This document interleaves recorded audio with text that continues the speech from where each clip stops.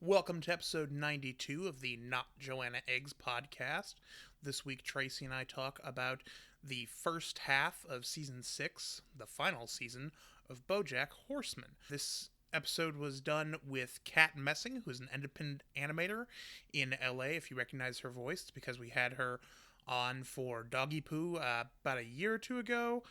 It was a good time. It's a very good discussion. I hope you enjoy. If you enjoy it, please go ahead and share it, rate it, subscribe to us, all these things. We appreciate it as always. Thank you so much for listening.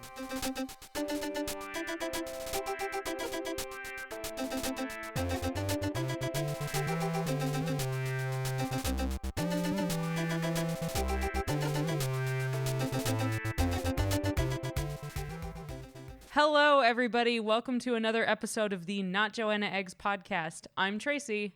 And I'm Robin. And we have a guest with us today. Hello! Would you introduce yourself, please? Well, yes. Hi, everyone. My name's Kat Messing. I'm an animator in Los Angeles. Hell yeah, you are. And if you've been listening to the show for a while, you may recall Kat Messing's lovely dulcet tones from the Doggy Poo Christmas special. Well, it wasn't really a Christmas special. It was a special Christmas. It was most certainly. It was a special Christmas involving dog poop.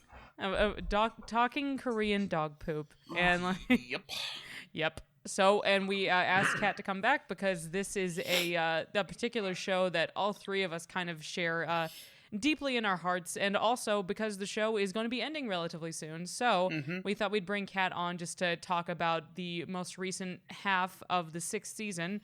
And of course, we're talking about Bojack Horseman, which is, I don't know, in case you've been following it, shit's been going down. So we're going to talk about it.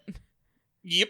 Yeah. I'm so ready to talk about it. Oh, God, yeah, me too. So we do want to mention that, so Robin, you hadn't seen the 5th season, but I did not. But you did see the recap. So I'll give you a brief kind of thing about essentially what was going on with Gina, which was formerly Bojack's female counterpart on the show, Filbert.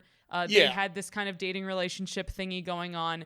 Bojack had encouraged her to. Oh, obviously, spoilers. This is probably coming a little bit too late, but whatever. If you're listening to this, you should know Bojack it's season 6. Chances are you probably know, but but no, yeah. So essentially, Bojack and Gina were working together on the show Filbert, and Bojack had been dating her at that point. He was trying to encourage her to do more. Yeah, because of course he is. He was encouraging her to try to take up more of a role or incorporating her love of this corn-themed musical.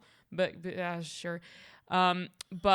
She kind of just fails that audition thingy, and it kind of destroys her confidence. And she already kind of feels like she's sort of over the hill in terms of being bankable, because she's in her late 30s, which is apparently dinosauric in Hollywood, which is awful, but whatever. Right. So Filbert is kind of her big break, and then the whole strangling thing happens when Bojack is just totally strung out on pills. But he ends up taking them because of a back injury that he gets from a car accident happening on set. Yeah. So that's most of what was going on with it. So if any of Gina's character things were weird for you to figure out, that's what was happening. They also had very poignantly sort of framed season 5 with the whole Bojack being a feminist icon for choking women is bad, and then at the very end of it, that's exactly what he ends up doing in a drug-filled rage. With hallucinations and things. It's finally goes out of his comfort zone by strangling a woman, but just it was kind of some of that stuff did kind of seem to be a little bit on the nose to me, obviously, but I don't know. It's that's the reason that when I finish watching season 5, I'm just dude, honestly, fuck this guy. I don't care what happens to him at this point. Even the whole thing of him going to rehab, I'm he's not going to take it seriously. He's just going to be wasting people's time and money and just being a dick to everybody. Right. And I was kind of pleasantly surprised because he may start off like that, but from the first scene when he gets into rehab, which is the episode is called A Horse Walks Into a Rehab, which is amazing. You get to see him actually start to take it seriously because he sees a picture of Sarah Lynn on the wall of all the other people that were there, which I'm pretty sure is illegal because it's supposed to be totally confidential. Yeah, it's supposed to be anonymous. Well, but I don't think it leaves the front office. Yeah, hopefully not. God forbid that there's a wall of fame and I'm oh, that's tacky. Yeah. But yes, it is.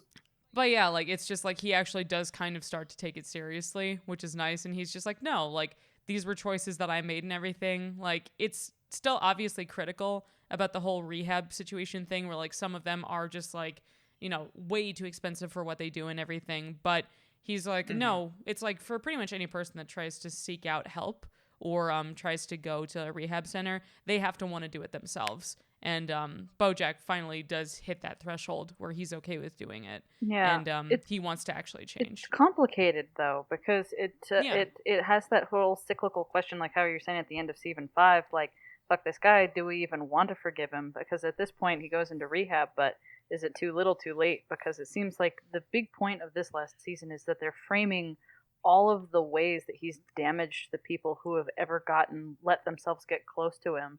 And he continues to, while he's in rehab, he goes and he sneaks out with some disillusioned girl. He still can't. He just still can't help but enable this other person that's in rehab. And he ruins her dad's car in fabulous Ferris Bueller fashion.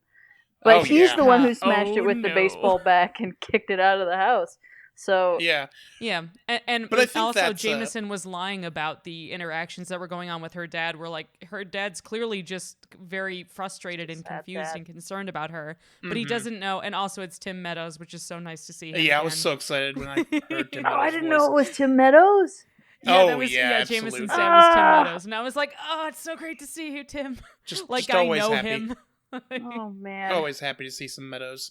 Exactly. Sure. But I mean, like that's kind of you know, like it's sort of like if you've got a friend or something, like where you still care about them and everything, but there's a certain threshold where you're just like, if they don't really want to do anything to get better, how much can you really do? Right. And are like you hurting them or helping them or whatever, like it's like you don't know how to help them out. And because her dad cared about her, he wanted to send her to rehab. And like Bojack had taken Sarah Lynn to rehab before in like the first season, I think, like episode 3 or whatever it was. But he was just doing it to get her out of his hair, basically. Yeah. Like, it wasn't out of genuine concern. So, I don't know. They have an interesting kind of dynamic going on, because, like, Bojack clearly understands, like, how a lot of this stuff is his own fault. And, like, there's... I forget where I heard the saying from, but, like, you can blame your parents until you're 30, and then you have to deal with your shit yourself. No, I disagree. And I think you should blame your parents until you're... Indefinitely. Fuck you, mom and dad. No. No, I don't think so at all. I think you don't think you should blame your parents after you're friggin' 16 for anything. I mean, yes, at a certain point, that's kind of what growing up is. But I don't know.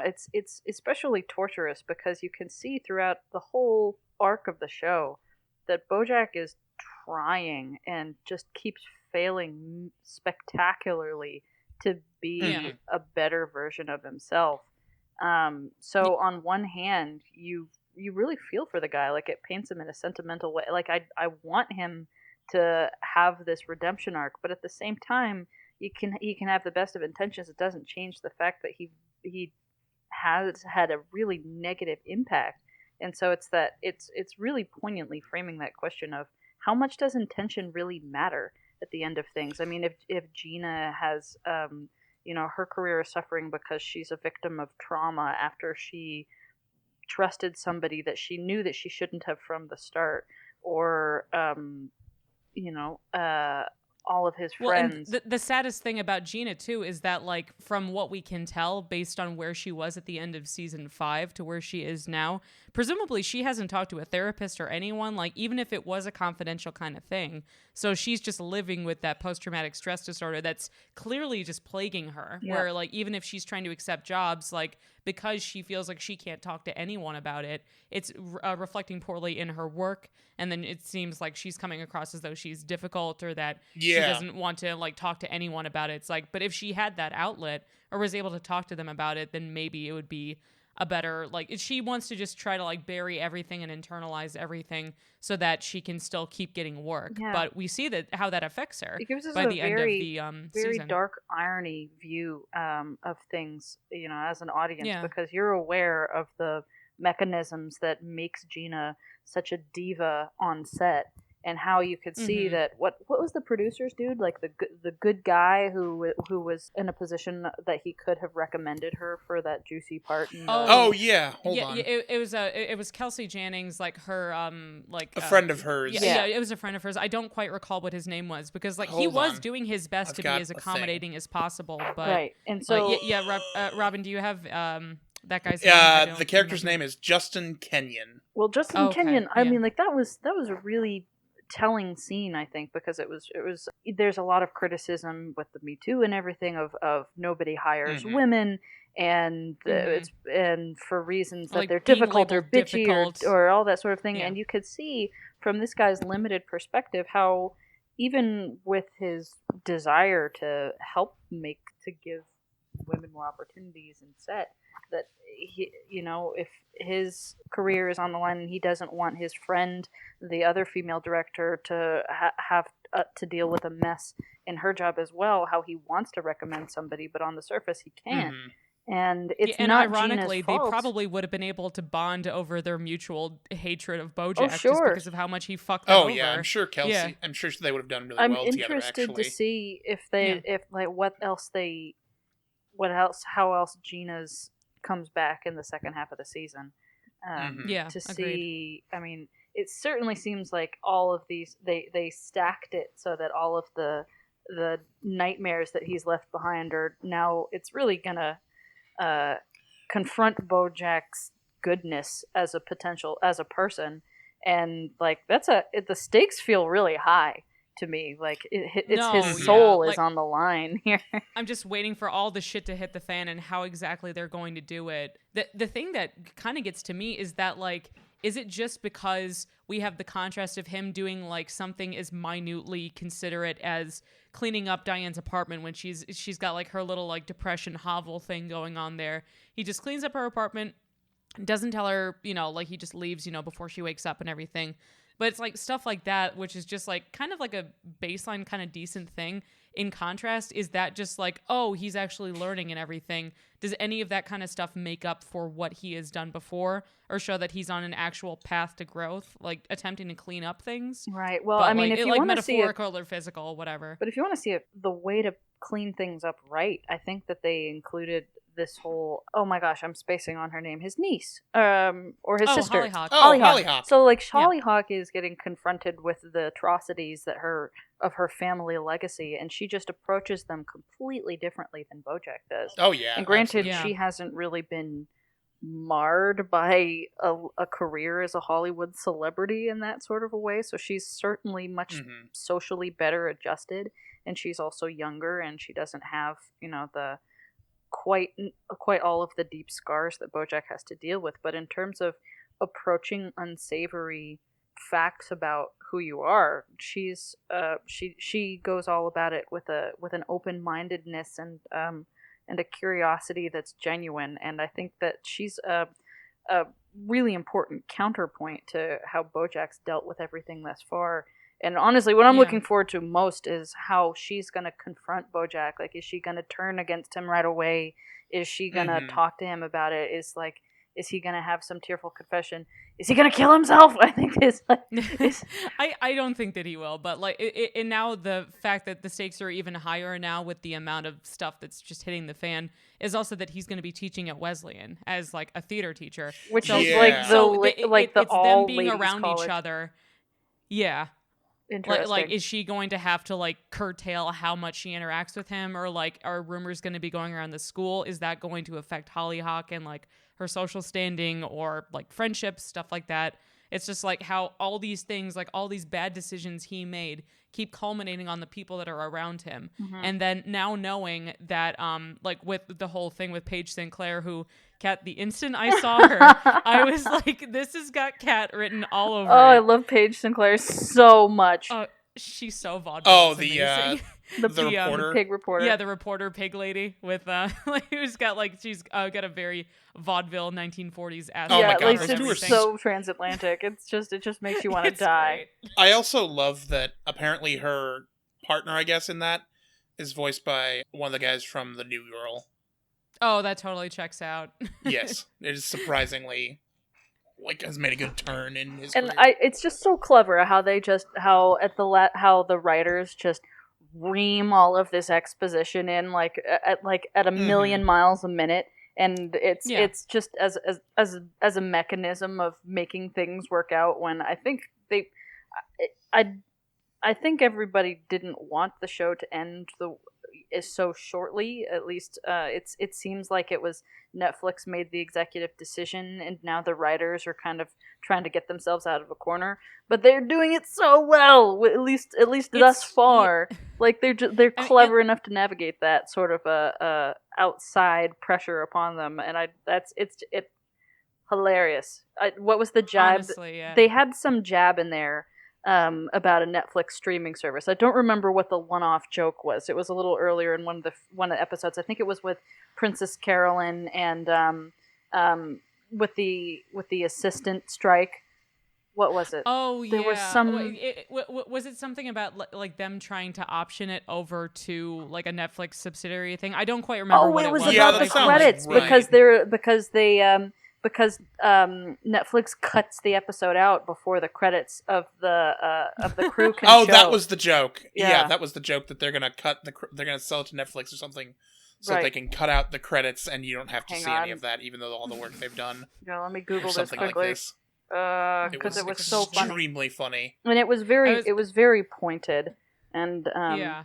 Oh, yeah. Well, I mean, it's probably not so much a coincidence with the whole, like, the unionizing thing. Like, I've heard that actually is a thing that's going on with assistants, but also famously, the team at Bojack did unionize about, like, I don't know if it was earlier this year or last year or whatever it was, but I don't know how much of that played into it because, like, after the union thing was approved for Bojack, which is, like, the first time that's ever happened for an animated show, at least for Netflix specifically. Yeah. Well, so they unionized at basically the same, right around the time that they announced No More Tuca and Birdie. Yeah, I think the union was just before that was canceled. Yeah, so I think that was earlier this year then. Yeah, it probably would have been around like April or May, something like that. I don't know. I don't know to what extent June, the union. I'm sorry, it was June. I don't know to what extent the unionization of Shadow Machine has to do with the cancellation at Netflix. I'm not sure because. Yeah, no, I was gonna ask because you would probably know a lot more directly than we would. But I mean, there's other union shows on Netflix, like everybody who's in.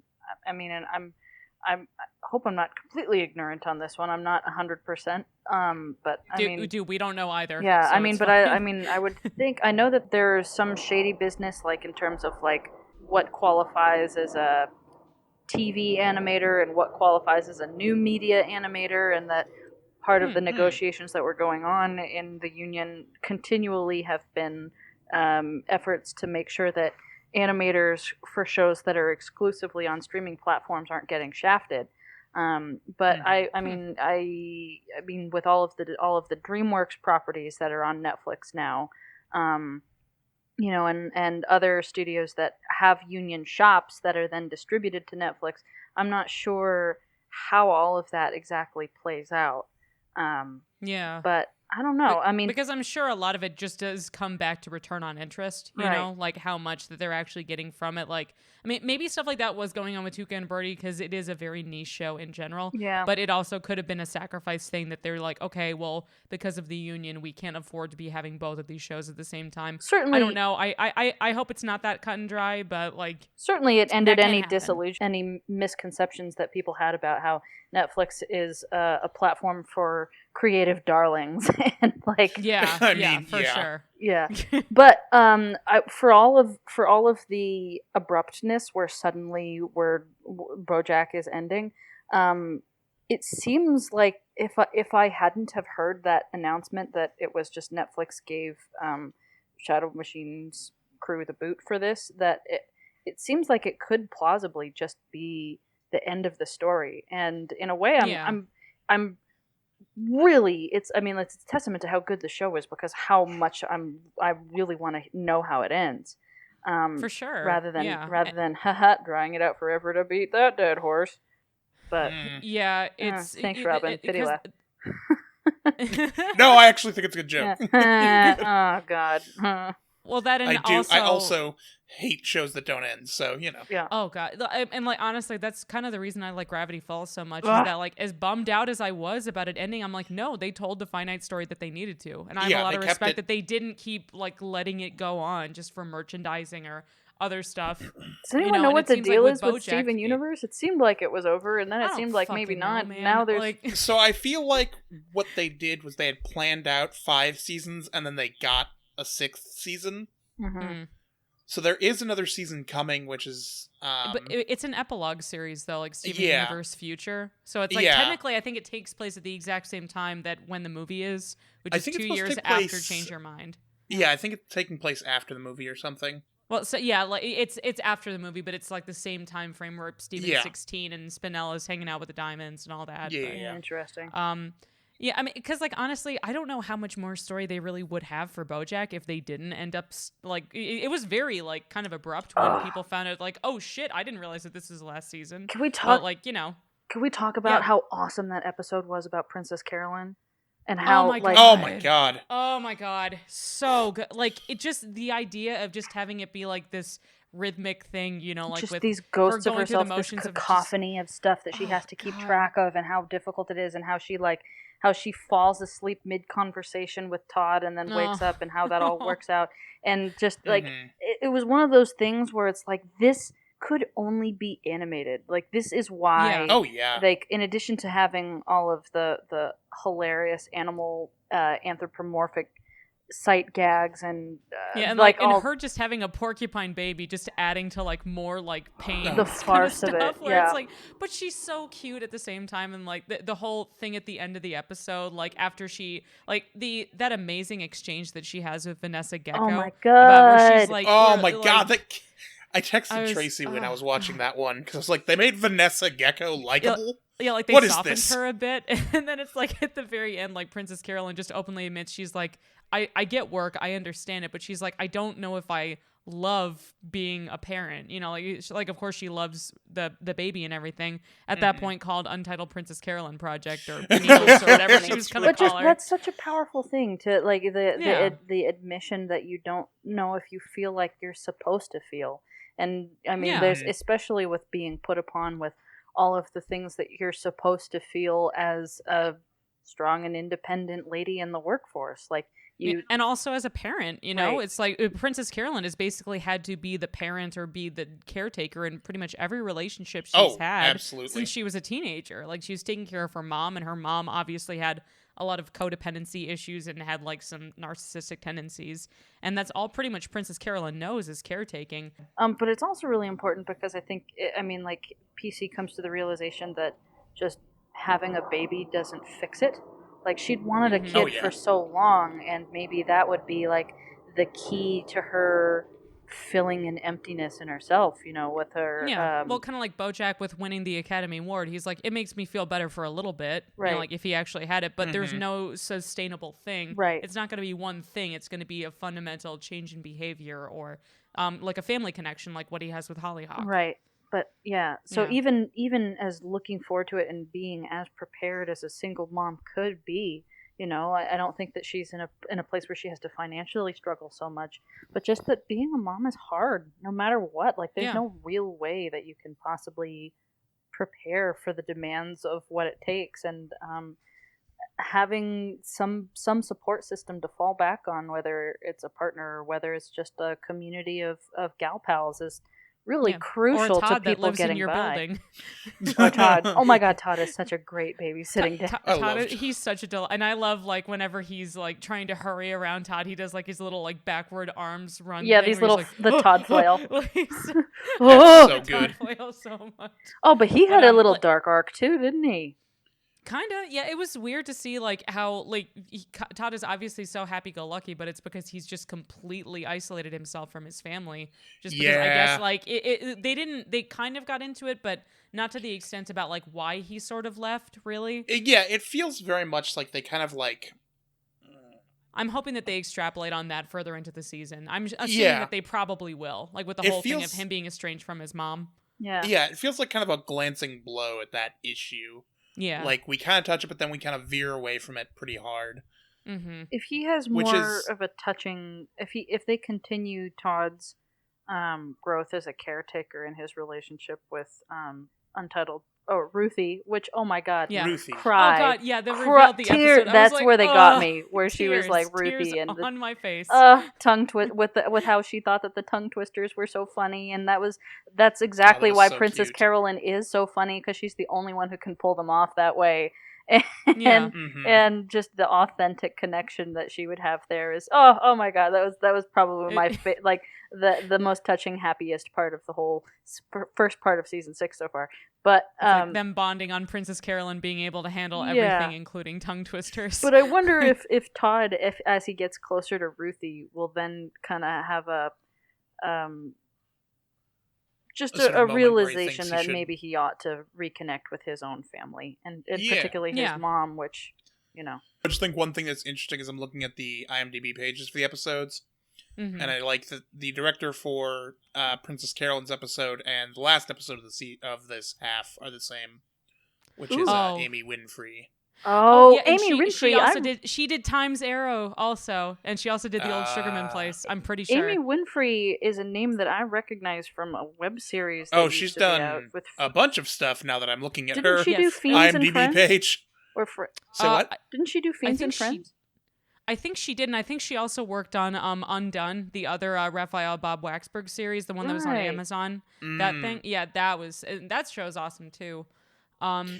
I did want to transition into another thing relating to Diane's arc and the best character that they have introduced, which is Guy the Buffalo, voiced by Lakeith Stanfield. I was man. Thank fucking God she finally has a guy that's like on the exact same wavelengths that she is. And he's like, he calls her out on like, Diane has a couple of kind of prideful tendencies where like, come on, Diane, like if you lived in Boston, you know to like have a coat, and she just never brought a heavy coat with her like whenever they were traveling throughout the rest of America. I'm like, okay, I'm kind of gonna call bullshit, because like she must have retained some kind of like winter weather stuff. But anyway, I don't know. Refusal to get a coat until like she just get it from Guy.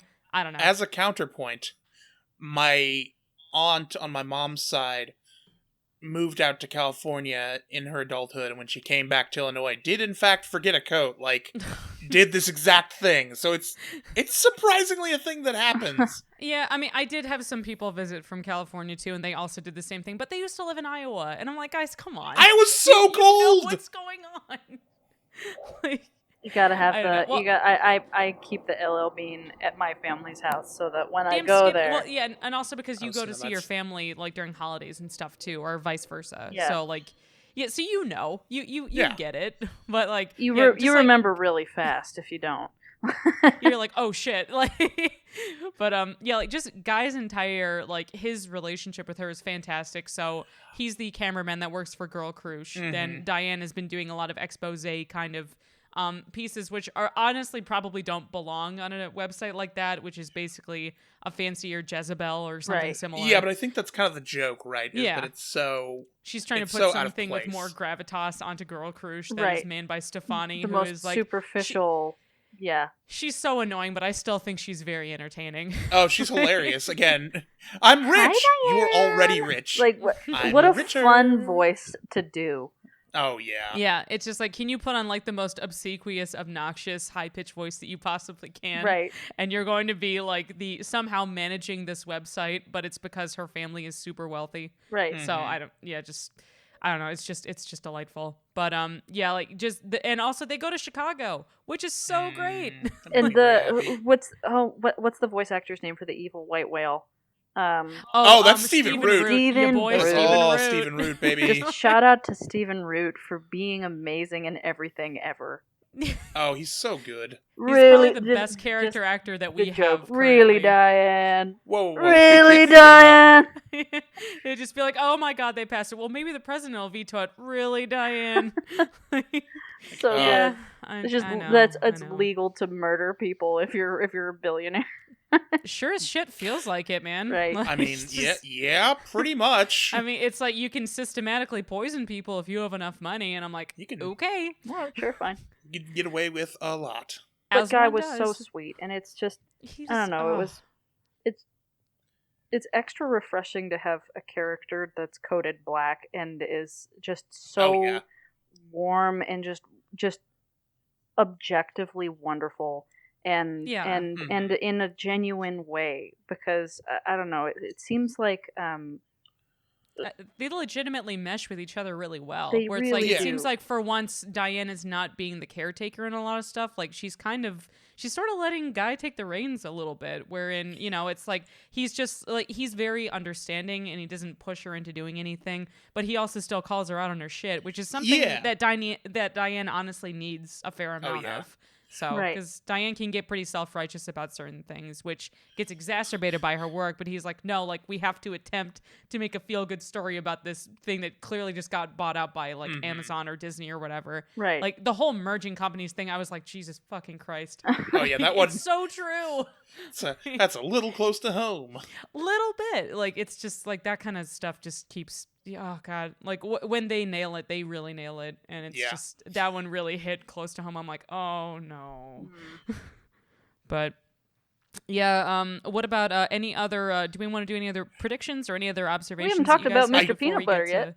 Yeah, wait. I do want to wrap this thing up talking about Surprise.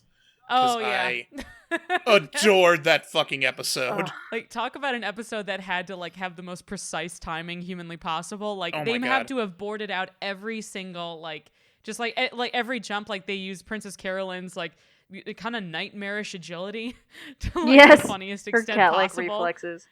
Oh God, where she's trying to like get Ruthie and make sure that like well here Robin, do you want to mention the whole like the impetus behind the episode, like why it was like all the timing and everything?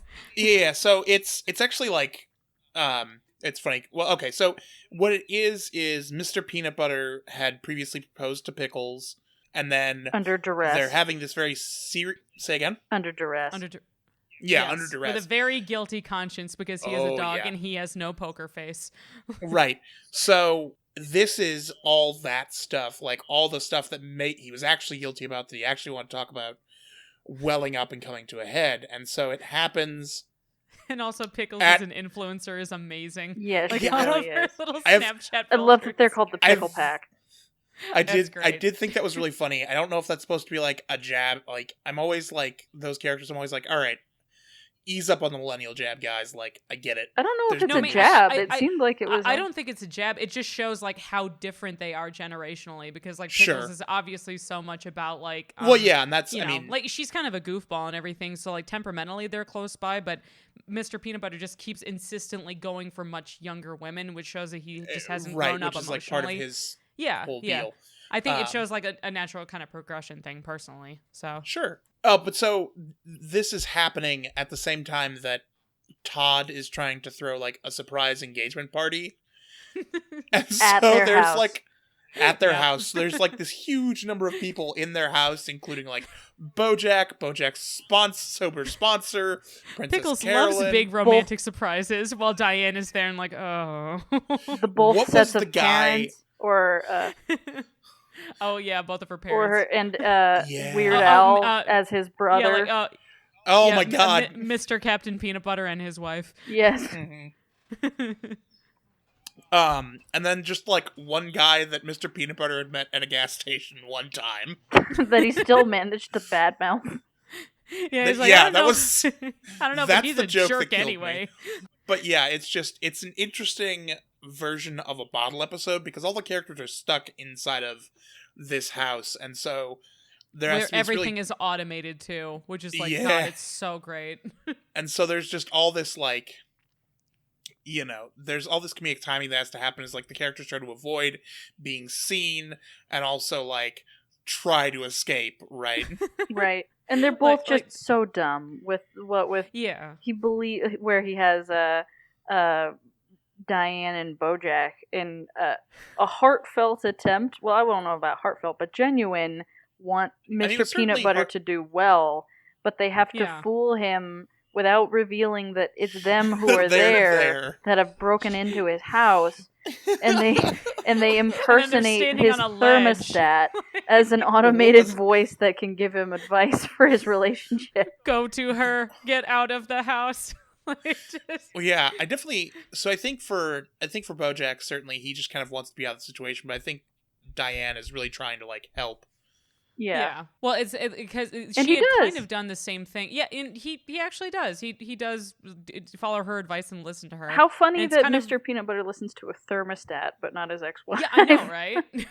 Well, they kind of had a similar sort of setup thing that was going on in the Halloween episode that was in season 5, wherein it shows like there's a contrasting thing between when he was dating Katrina, when he was dating Jessica Biel, or when he was married to them, really, and then when he was dating Pickles, like how they all have different couples costumes, but the problems are still the same in that Mr. Peanut Butter is not like listening to them, right, and is just kind of actively attempting to fix things, even though he's really bad at it. Yeah. And then for once he doesn't talk, and he just lets Pickles talk to him, and then they finally managed to reach some kind of agreement. Yeah. So, I mean, and so on one hand, like it's a little bit of an optimistic spin where it's like, oh, okay, like all of our prime characters are capable of growth, and you can see where they've come since the beginning of the season.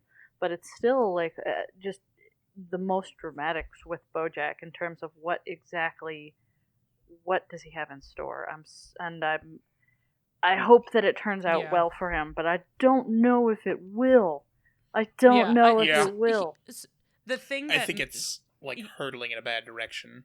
And the thing that gets to me is that, like, so I've heard some speculation online that people are like, oh, he's going to kill himself or something. But I'm like, I don't think that that's going to be the case, because I feel like if anything, there's like, okay, my kind of headcanon, whatever you want to call it, is that like when Paige Sinclair goes to Tasuka, that's going to be the first time that Charlotte's going to hear that Bojack had basically stalked Penny to like meet up with her at Oberlin. Charlotte was the deer that had been no, she was essentially Hollyhock's age currently. When that happened. At the same.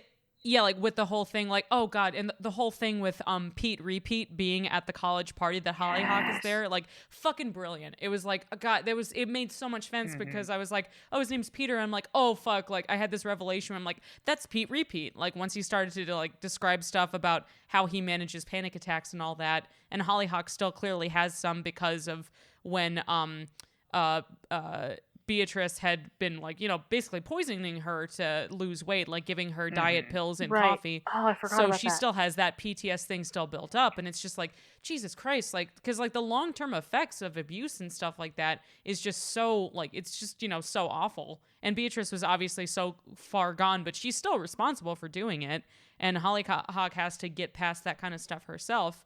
So when Pete is counseling her for getting through the panic attack, and then also describing how basically Bojack was the guy that got well, I forget what the girl's name was, but one of the girls in the prom party, like she got so drunk that she had to have her stomach pumped. Yeah. That's a lot of booze. Like, I don't know, like I guess he was pretty much forcing it and then trying to have Pete take the heat for it, basically, where he's like, no, like we have to go. Like he took Penny, Penny and Bojack left and then just basically dumped them at the hospital, which is one of the coldest things he's ever done, and then attempts to later take advantage of Penny the same night. I was like, that's probably the worst thing that he's done aside from Sarah Lynn. And it's just, Jesus Christ, like finding out about that is probably going to destroy Hollyhock. And of course they leave it on a cliffhanger. So as we don't she know finds exactly out, how it's going. Yeah, it's like just before he tells her what's going on, and it's just like, oh God. The fucking tension for that is just miserable. But I don't know. What do you all predict is going to happen with the latter part of this season? Because there were about 7 or 8 episodes, I believe, for this half of it.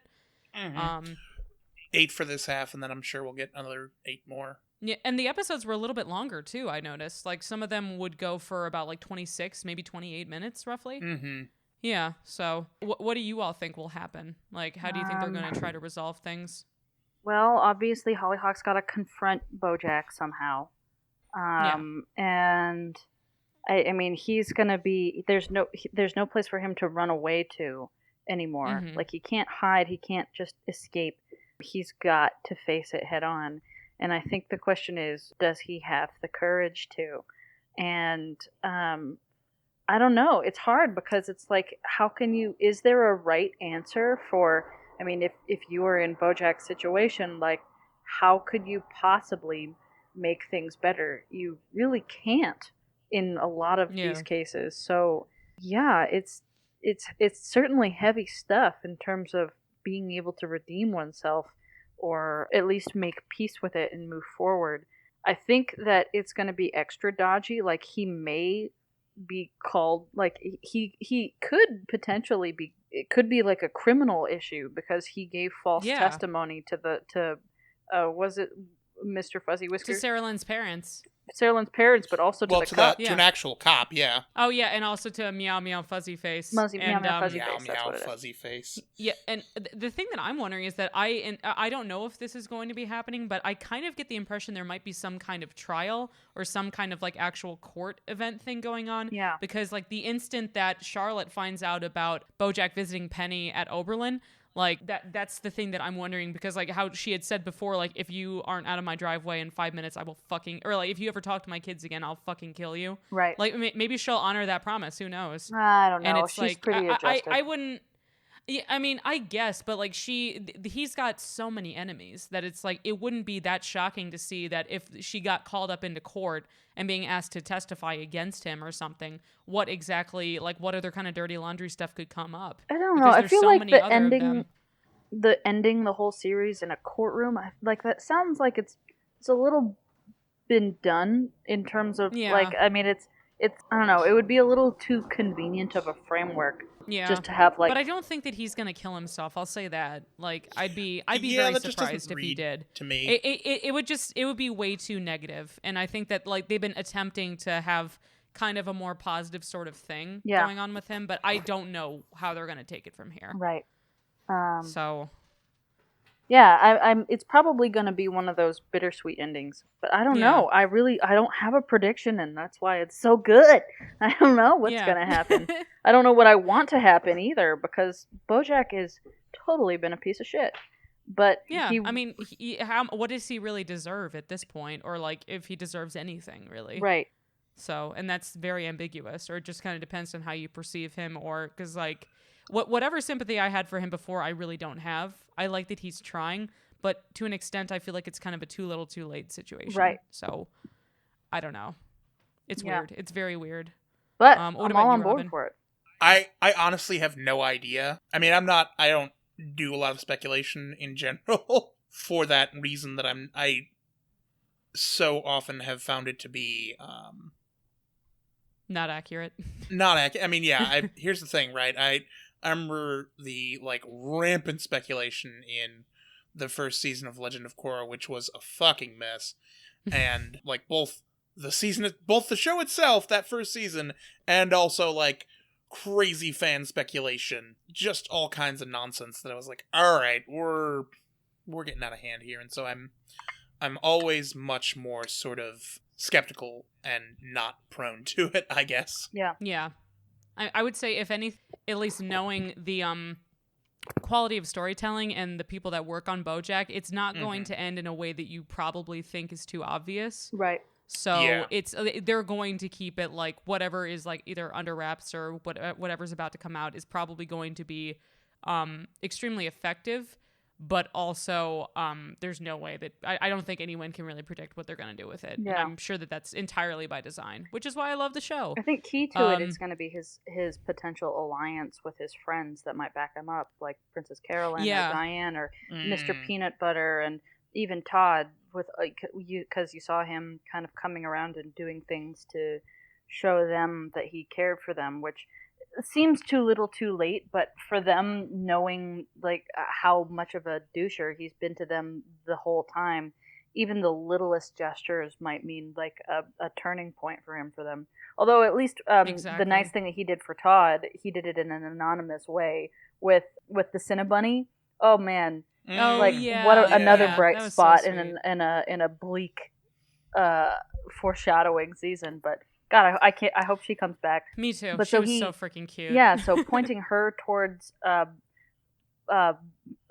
possibly meeting Todd, and it seems like that's going through, like so that he could find somebody that he could share his life with is just a really nice thing to do. And letting Princess Carolyn know that he's appreciated that she's gone above and beyond 100 times over, and taking care of Diane after he badgered her so constantly for life advice, and even like the silly little, they finally get to do a crossover episode at the Smithsonian. Oh god, that was so cute. That was so cute. Because like that's all he has ever really wanted. So like it was something so minute, and Bojack's like, okay, I'm gonna do this for him. Yep. And he couldn't keep it together. He couldn't even not cry. But so I don't know. I think that their willingness to back him up is gonna be also a key thing in how happy of an ending this season has, for at least for Bojack. Because like the people that are closest to him have seen some kind of tangible growth. Yeah. And that could end up being his saving grace, basically. Because if it wasn't for them, or like if he had ended up in the same position that he was at like the end of, I don't know what, like season 3, season 4, whatever, there's no way that if everything had culminated at that point, I don't really foresee anything working out well for him. Right. He just gets stuck in another pit of depression, but like he's finally recognizing that all the coping mechanisms that he had before, like honestly, the first episode that we see where like he had basically been learning how to like use alcohol as a way to like both make himself more entertaining, but also as a way of escapism and also control for like trying to influence others around him and everything, really is very stark in this, like how he keeps that bottle of vodka, like the water bottle filled with vodka, for like a at least like 3 or 4 episodes until it actually affects Dr. Champ, and then Dr. Champ at the rehab facility is like, you're ruining me, and it's just like, you know what, man, yeah, that like was after rough. that was rough. Like he's not technically wrong, but at the same time, like Bojack did take care of him and made sure that no one else saw that he was hammered or anything like that. Right, Yeah, and which took is like somebody else. that is something. It took Bojack being sober, and it took somebody else being essentially as wasted as Bojack usually was, saying how irredeemable his character was, for him to realize that was bullshit. But yeah. Well, it's easy when it's some guy that he doesn't really care about in his heart of hearts, but if it's Hollyhock, but he still that did comes it one after way him. or another. Yeah. It's going to be sad one way or another. I'm hoping that he's able to patch things up with Hollyhock no matter what ends up happening, or that maybe she will be understanding enough to figure out like, just because he's had a bad upbringing does not excuse his behavior. Right. But he actually is trying, you know? And it's like, but it's going to be a tough call, because like what happened with Penny happened at the same age that Hollyhock basically is now. My hope for the end of the season is that it wraps up leaving us all just feel enlightened in terms of being able to negotiate such sensitive civic subjects as like, how do you deal with the gray area between what makes a good person and what makes a bad person, especially in Hollywood, because being such central figures, you want to know that the people who are making all of the things that you love have unblemished souls and are inherently good.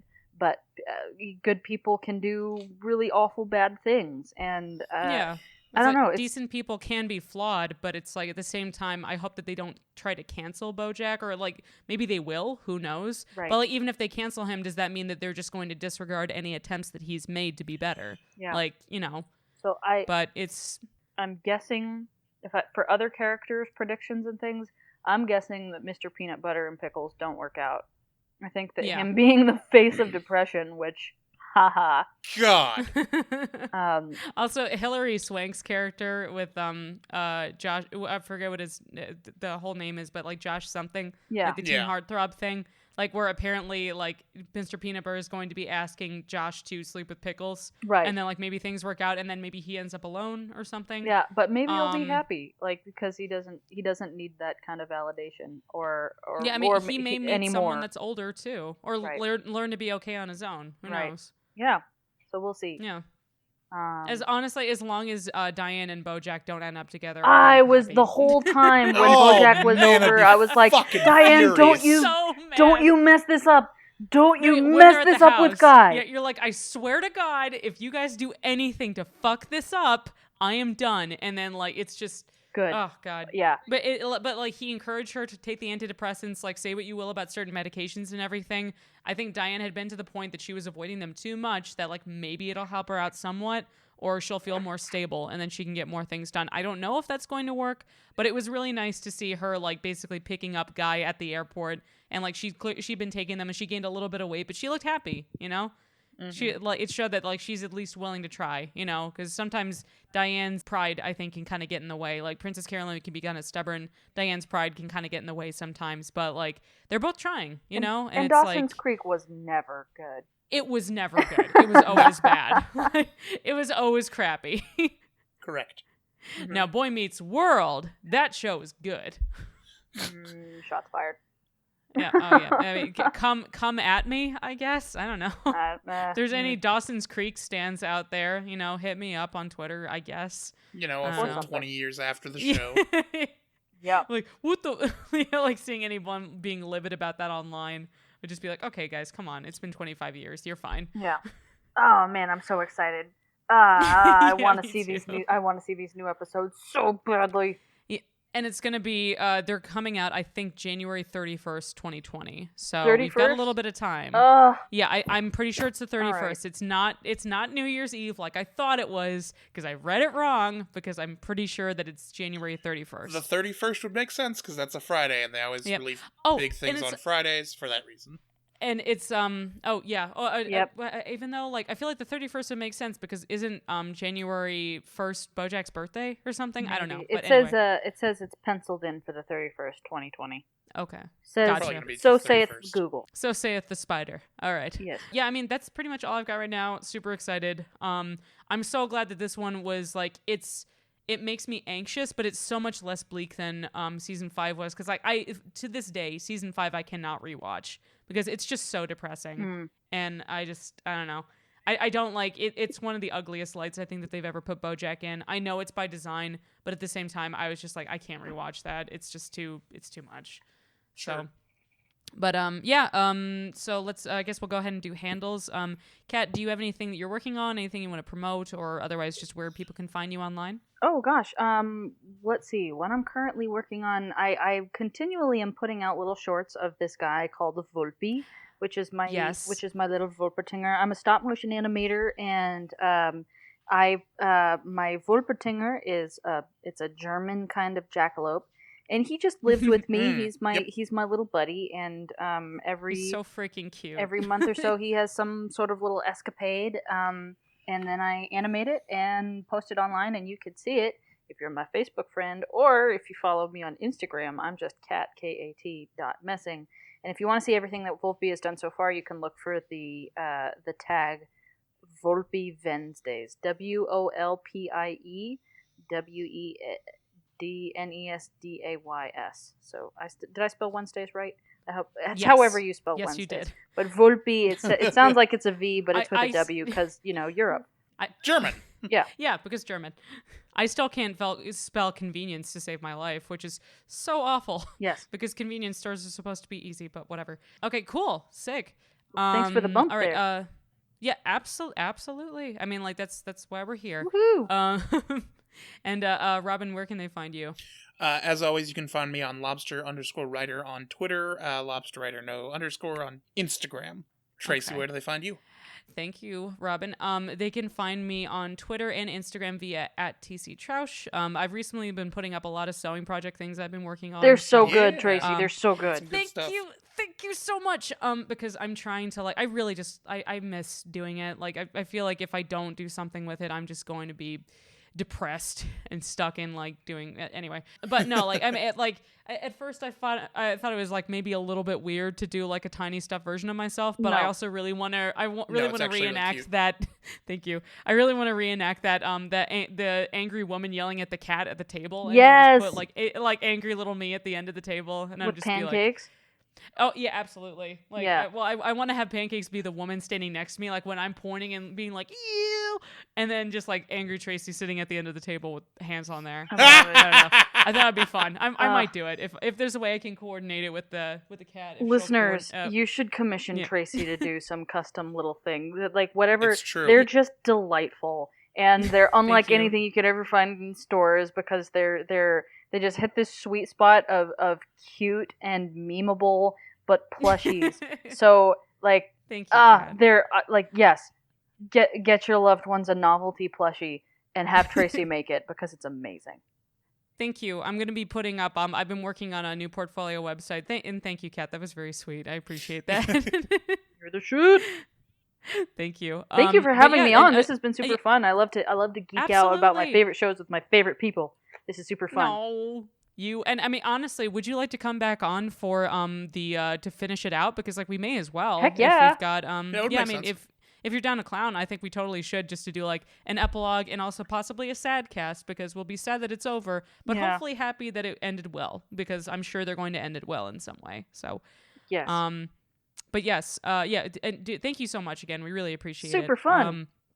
Yes, and thank you, listener, person sitting down probably hearing this. If you have any things you'd like us to check out, or anything you just want to contact us about, like maybe guesting or whatever, you can. Twitter's probably the easiest way to do it. And you can also find our show website via notjoannaeggs.tumblr.com. We also have a YouTube presence, so you can just look for Not Joanna Eggs podcast, and it should show up. You'll see our little head logo dealy. And that's it. Thank you so much. Thank you, Kat. And we hope to talk at you next time. Over and out. Bye. Bye. Hey, thanks for listening to another episode of Not Joanna Eggs.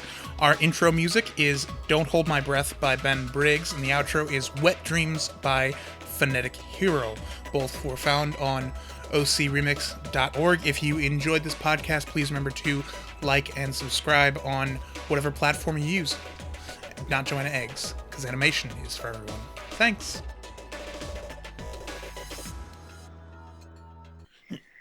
Yeah.